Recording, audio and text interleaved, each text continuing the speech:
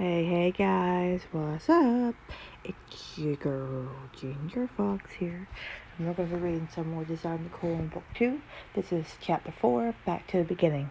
Return to country life, but have familiar faces and places moved on without you. Dun dun dun. Get into this, guys.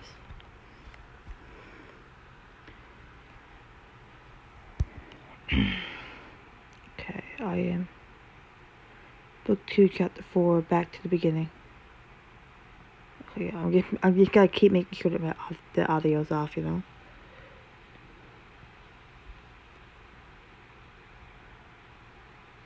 Yeah, okay. Just after sunrise in Grovershire. You, Mr. Harper and Briar, slide off your horses at the front of Briar's childhood home.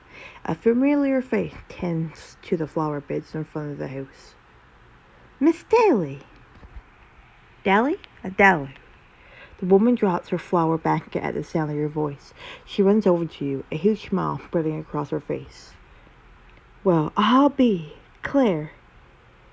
Her eyes gleam water as she glances behind you. You turn to see Briar dismounting. And my Briar? Miss Daly brushes past you and throws her arms around her daughter. Mama, I can hardly breathe.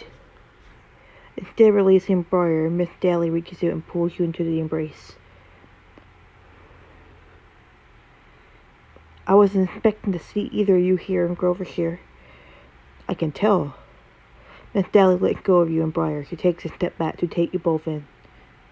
Claire, you look so regal now. I'm sure your mother will be beaming were she still with us. And Briar, next time you decide to run off, you'll do well to give your poor mother a bit of warning. I thought the note was surface. You told me you talked to your mother. You were about to go off on an adventure. I couldn't allow you to fend for yourself at such a large estate. Mama, Claire needs me. Miss Daly crosses her arms, still glaring at Briar. After a moment, her face softens. I still worry about you, Briar. I know you've written, but you've never been so far away. I didn't have a chance to say goodbye. Oh, Mama, I'm so sorry. I never meant to hurt you. Miss Daly touches Briar's cheeks comfortingly. Her gaze wanders over to Mr. Harper, who stands silently near the horses. Why haven't you introduced me to the handsome man you brought home?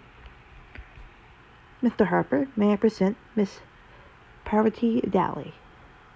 Pleasure to meet you, sir. You look like a fine match for my daughter. What? Oh, Mama, that's not...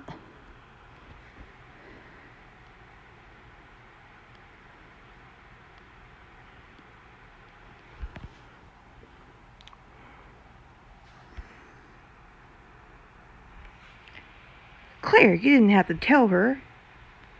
You can't deny it, Briar. The stories are bound to come out while staying here anyway. Young lady, we will continue the conversation later. Now come in, everyone. No sense standing outside for so long. You, Briar, and Mr. Harper follow Mrs. Daly into the main room of the small cottage. You sit on the couch and look around. Not that I'm disappointed to see you, but I must ask, why are you in Grovershire? It's a long story. After a few incidents, I needed to get away from my new life for a bit. I would have returned to my old cottage, but I thought of your friendly face. I don't mean to impose, but...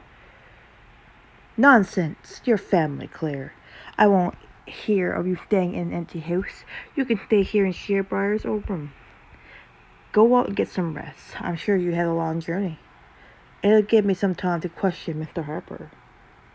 But, I see no look upon your face regarding Claire. In time we chat. Best of luck, Mr. Harper. You and Briar laugh as you run upstairs to Briar's bedroom. You sit on the bed and Briar runs her hands along the dried flowers hanging on the wall. That place reminds me of when we were little girls. Nothing has changed, and yet everything has. I think the only people who are aware of our whereabouts are standing in this house. I'm certain of 3 people who are probably wondering where you are. A Miss Parsons, a Prince Hammond, and a certain Mr. Sinclair. They must be worried sick. I should inform them all at once.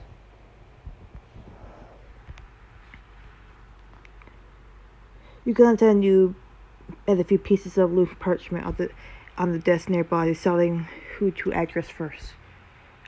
Sorry. You dip your quill into the inkwell and begin your letter to Miss Parsons. Dearest Annabel, I know this letter must come as a shock, but I know it best to write. As you are probably well aware, I am no longer in London, but neither am I in Edgewater. Before returning to the Edgewater estate, my grandmother informed me His Grace Duke Richards of Carrington will be my family's guest. It was an impossible choice, return to Edgewater or with him or escape to Grovershire.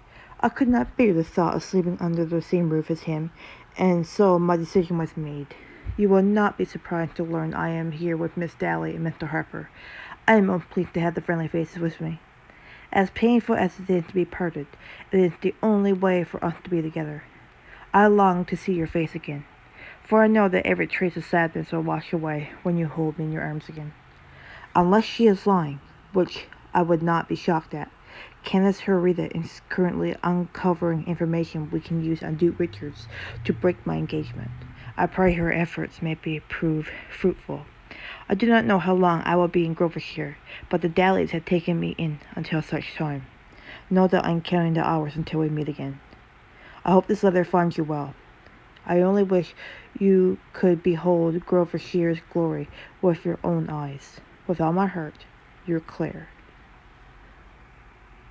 You spend the morning crafting letters for the other two. After a while, you sign your name for the final time.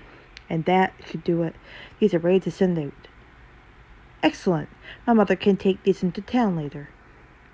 But for now, I believe some sleep is in order. You stifle a large yawn as you curl on the bed and drift into a long, restful slumber.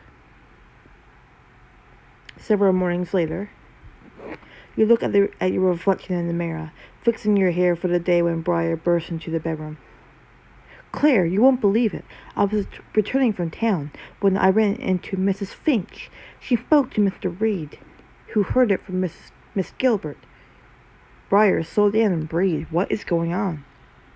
Mr. Sinclair and Miss Parsons are in Grovershire right now. They're here? I wasn't expecting to see them for such a long time. Did they really follow me all the way to the country? Indeed they did. They're here, in Grovershire. There's no time to waste. I need to get to town now. You begin rushing towards the door, but Briar takes your arm, holding you back. You can't go out wearing that.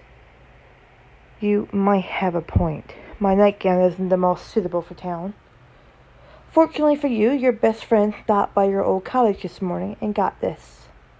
Briar hands you a white dress stitched with delicate embroidering. You run your hands along the soft fabric. If you're going to return to town, why not wear one of your mother's old gowns? I remember when Mama made this so many years ago. You'd be the splitting image of her, not to mention you catch your special person's attention. I don't have enough diamonds. Shit. Mama's dress holds a special place in my heart, but I don't need to wear it today.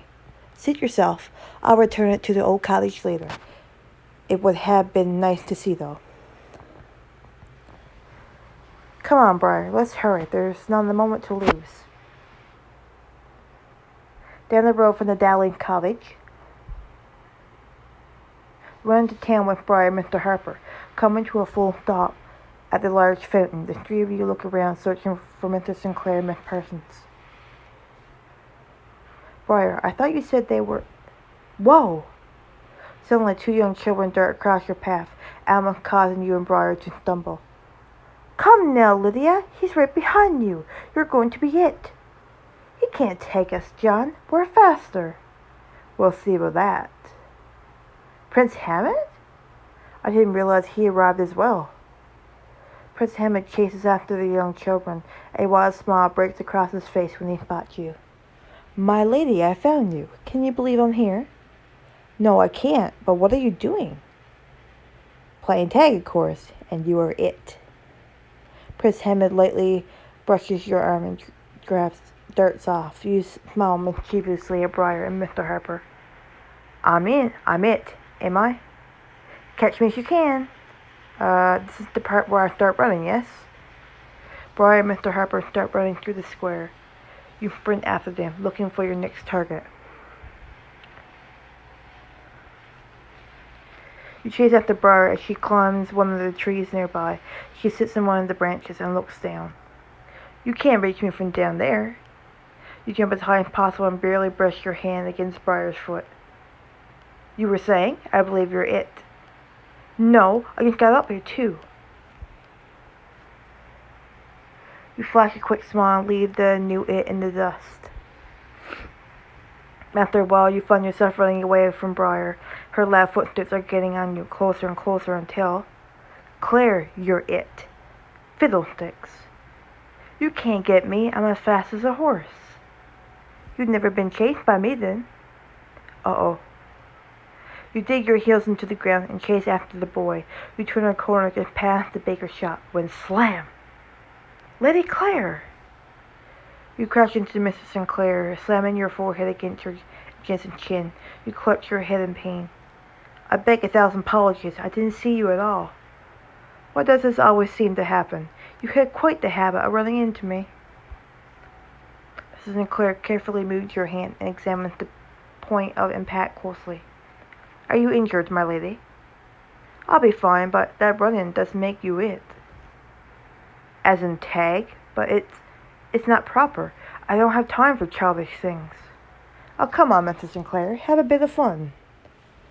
Just then the boy from earlier peeks out of his hiding spot in the alleyway and walks over to Mrs. Sinclair.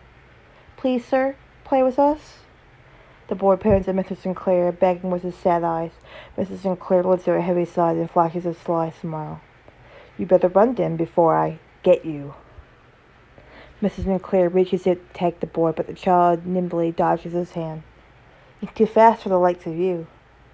Perhaps, but you're not. Mrs. Sinclair starts chasing you, but you sprint across the town square away from him.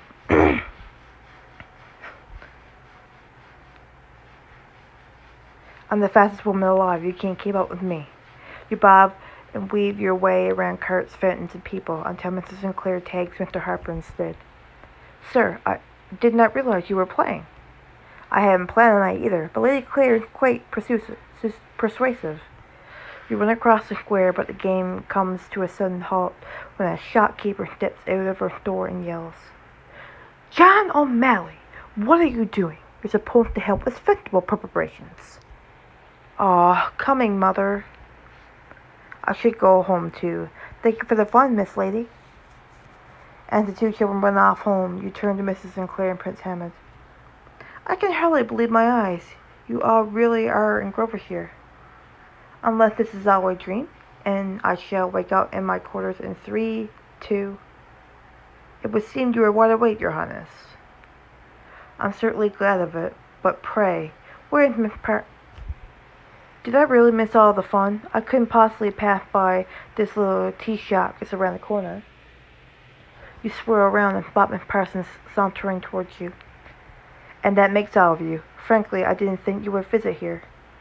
And miss an opportunity to see where you grew up? Never. I couldn't bear to be parted from you a minute longer either, especially after your letter. Perhaps you could show us around, Lady Claire? I have been meaning to ask you for a proper tour of the town since our arrival. I would be delighted to. You deserve to see the real Grovershire. The group follows you through the square as you point out the various stores along the way. There's Mrs. Daly's bakery, the O'Malley's tailor and shop. But this is where you will find the best produce in all of Grovershire. As you pause at the small cart, you notice the shopkeeper carefully balancing several crates. He suddenly begins to wobble and spill some of his produce. Ah, not the cabbages! Mr. Harper quickly rushes in and helps the man set them down. Thank you kindly. It would have been hideous had those spilled all across the square. Allow me to introduce myself. I am Mr. David Danforth, keeper of produce in Grovershire. He also baked the best tarts for the Harvest Festival every year. You haven't lived until you try Mr. Danforth's apple pastries. I always look forward to them. Those sound delicious. Yes, but I'm afraid I will have to break tradition this year. I didn't have time to pick enough of apples from the nearby orchard. My heart breaks hearing that. There must be something we can do. With the festival tomorrow? I don't see how, unless Mr. Danforth looks at you with pleading eyes, wringing his hands together. Lady Clare, I have no reason to ask this of another woman such as you. But would you be willing to help pick apples for a poor shopkeeper? I can offer you the promise of the tastiest tarts in the world. Well, the orchards are quite nice this year, this time of year. And Parsons leans in and whispers softly in your ear. And it might give us a chance to steal a private moment as well. Mr. Danforth, I think we all would be happy to assist you. I should like to hear what Lady Clare thinks, since she's our guide. We are at the mercy of her whims today. Please, my lady, it is for the good of the harvest festival. Is it enough? Oh, I got enough. But wait, I need diamonds to get info too.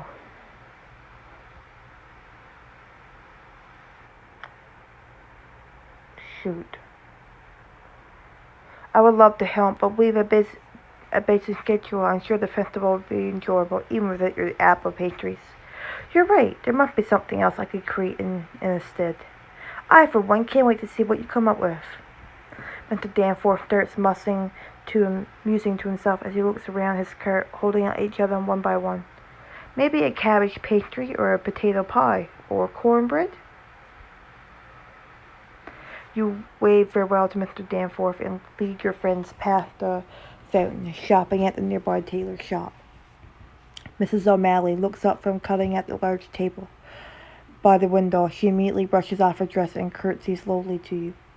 Lady Clare, it is an honor to have you visit my humble shop. Clare?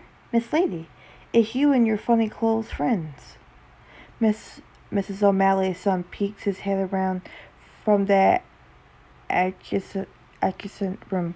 He drops the yards of fabric in his hands. John, remember your manners. It's all right, Mrs. O'Malley. I may be titled now, but I'm the same Clare who grew up in Gloucestershire. Your shop is fantastic. It rivals those that I've seen in London. Thank you, miss. We do what we can with our resources. Growing up, I must have spent hours in here to help Mama's seamstress work. You wouldn't believe how many fabrics I must have picked out. By far the best part was you just to the colorful yards of fabric around you. Pinks, greens, blues of all shades decorate the walls of the shop. I mean, look around. It's a brilliant garden here. Indeed it is. I think it could even rival some of the gardens near Edgewater. Careful, sir. Those are my family's gardens you speak of. Lady Clare, I must admit, I never expected to see you come through my shop's doors again. Your mother was one of my best customers. Wherever she is, she would be proud to see the lady standing before me. I'm going to stop the video there, guys. I'm going to continue on later on. As always, stay safe and take care. Love you all. Bye-bye.